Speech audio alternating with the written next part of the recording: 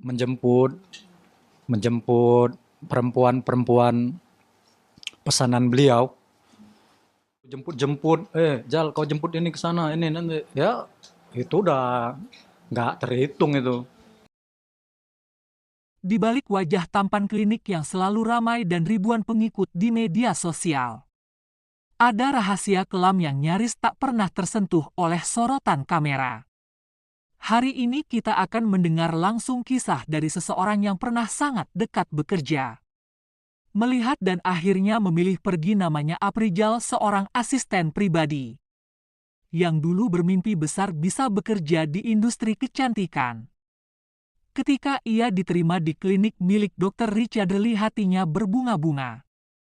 Awalnya aku pikir ini berkah. Dr. Richard Lee terlihat ramah, peduli dengan pasien, dengan karyawan, tapi semua itu berubah, ucap Aprijal. Lama-kelamaan Aprijal mulai melihat sisi lain dari Dr. Richard Lee. Seorang pemimpin yang penuh tekanan dan memperlakukan karyawan bak robot. Kami harus standby 24 jam, kalau telat balas wah langsung disidang. Tapi anehnya dia sering keluar malam bawa tamu perempuan yang bukan istrinya, ucap Aprijal. Aprijal mengaku pernah diminta memesankan kamar hotel, bahkan diminta membooking teman wanita untuk klien VIP. Yang katanya sih bukan untuk hal negatif. Puncaknya Aprijal mengaku ikut menyaksikan sebuah drama. Ketika istri Dr. Richard Lee mendobrak pintu hotel dan memergoki suaminya bersama perempuan lain. Saya ada di lobi, tiba-tiba Bu S datang marah-marah. Saya dengar sendiri teriakan, kamu pikir aku nggak tahu semua kelakuan kamu, ucap Aprijal. Setelah insiden itu Aprijal langsung mengundurkan diri jadi karyawan Dr. Richard Lee. Karena menurut Aprijal Dr. Richard Lee sudah di luar jalur dan Aprijal sudah tidak nyaman lagi bekerja dengan Dr. Richard Lee. Aprijal kini hidup sederhana tapi hatinya lebih tenang. Ia memilih bicara agar orang-orang tidak lagi tertipu oleh kedok Dr. Richard Lee. Ini bukan soal balas dendam. Tapi aku nggak mau orang lain ngalamin apa yang aku alami, harus ada yang berani buka suara, ucap Aprijal. Penggerbekan atau pengecekan prostitusi online itu, saya juga takut, itu sudah terpikir di benak saya. Ya, yang tabungan saya dipakai untuk transfer, dia transfer uang ke rekening saya yang transfer uang ke mucikari, kayak itu kan. Itu ada beberapa kali gitu. Ya kalau yang disuruh jemput-jemput, Jal kau jemput ini ke sana, ini nanti. Ya, itu udah nggak terhitung itu, Mbak. Gitu. Video itu langsung viral dalam hitungan jam. Nama Richard Lee meroket ke jajaran trending. Netizen terbelah, ada yang tak percaya, ada juga yang mengaku sudah lama curiga. Tapi satu hal yang pasti, publik dibuat syok dan kecewa. Kaget banget. Serius Dr. Richard kayak gitu? Dari dulu aku udah gak srek sama orang ini. Astagfirullah, beneran dong dia suka cewek online, ucap netizen. Tak butuh waktu lama, netizen yang terkenal jago selidik langsung bergerak. Mereka mengungkap beberapa hal. Salah satu temuan paling mengejutkan, adanya akun-akun anonim yang ternyata pernah mengunggah testimoni serupa sejak 2023. Bahkan salah satu akun Instagram gosip pernah menerima DM dari seseorang yang mengaku pernah diminta jadi teman kencan oleh Dr. Richard Lee dengan bayaran tinggi. Benarkah ini pola lama yang baru terkuak sekarang? Atau hanya fitnah keji untuk menjatuhkan nama besar seorang dokter populer? Masyarakat dunia maya seketika panas. Banyak influencer ikut angkat suara. Aku pribadi sih memang udah lama jaga jarak, auranya emang agak beda. Dan kalau tuduhan ini benar, kecewa banget, ucap netizen. Kolom komentar akun Richard Lee pun dibanjiri hujatan. Banyak yang menuntut klarifikasi langsung, tapi sang dokter memilih diam. Dok, klarifikasi dong, ini serius loh tuduhannya. Kalau diam berarti bener dong, kami butuh penjelasan, ucap netizen. Sangat tercoreng karena memang profesi dokter itu seharusnya profesi yang melindungi, ya, melindungi masyarakat. Apalagi kita tahu kalau misalnya memang DRL ini kan melakukan hal-hal tersebut, kan harusnya dia tahu ya resikonya. Netizen makin geram, banyak yang menyebut ini sebagai bentuk pengalihan isu.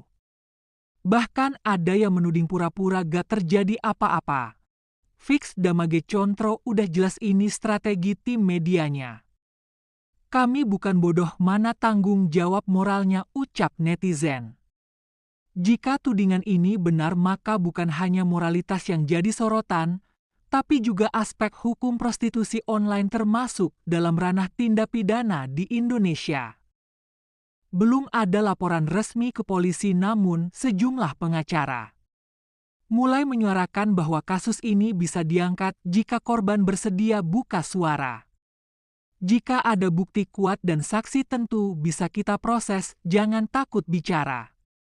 Netizen boleh heboh, tapi kebenaran hanya bisa dibuktikan lewat bukti dan pengakuan, bukan asumsi semata. Namun satu hal yang pasti, kepercayaan publik sekali rusak tak mudah diperbaiki. Dan cukup dokter shock pertama kali tahu, tetapi setelah melihat bukti-bukti dari rekeningnya, transfernya, ya tidak bisa dibantahkan sih, dielakkan bahwa hal tersebut memang terjadi seperti itu. Tapi dokter ini kan sekarang kaitan juga yang tadi Pak Fadil Afrizal juga cerita terkait dengan BAP, disitu harus menyebut nama dokter. Nah itu ngerasa gimana kok orang yang tidak tahu malah disuruh minta, jadi kayak dikait-kaitan gitu. Betul, karena memang mungkin untuk saat ini nama DRL kan kalau dokter lihat sudah sangat hancur. Jadi beliau mencari cara bagaimana bisa memperbaiki nama beliau, nama DRL yang memang seharusnya sudah rusak dari dulu seharusnya. Cuman karena begitu pintarnya DRL ini memframing sehingga masyarakat bisa berpikir bahwa DRL adalah manusia yang benar gitu, bahwa manusia yang suci, pahlawan yang sebenarnya.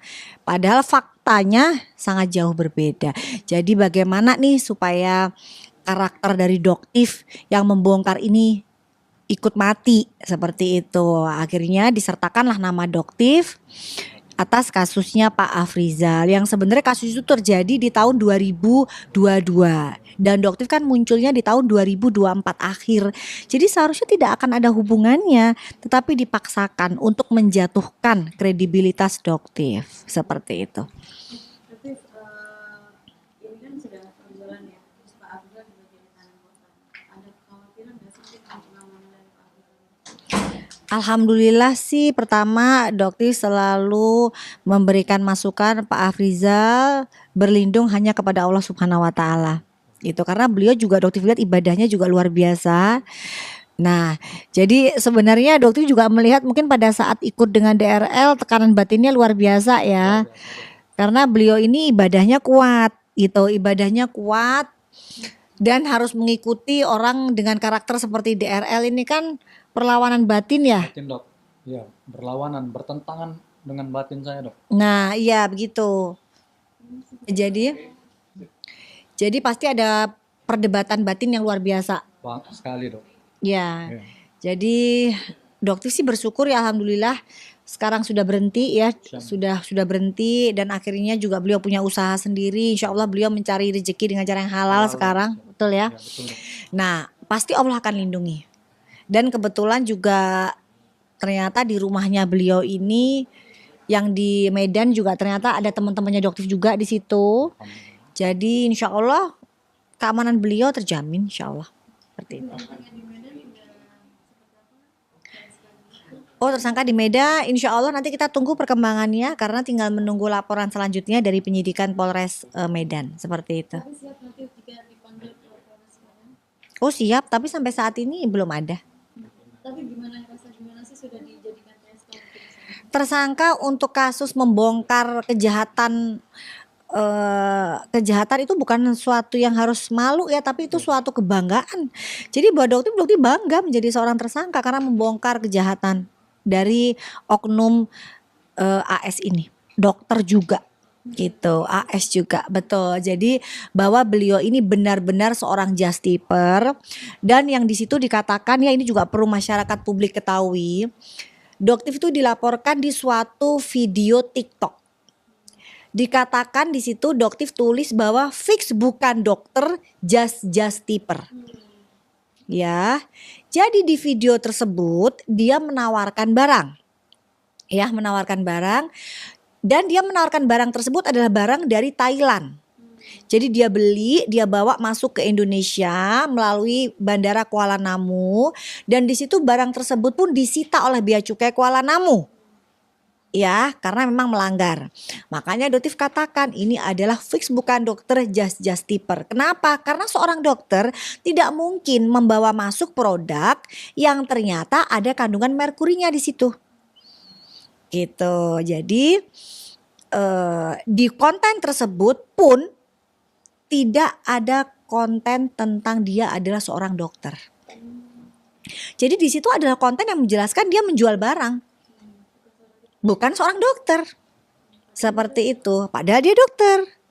Makanya Doktif katakan fix bukan dokter, justiper atas dasar itu.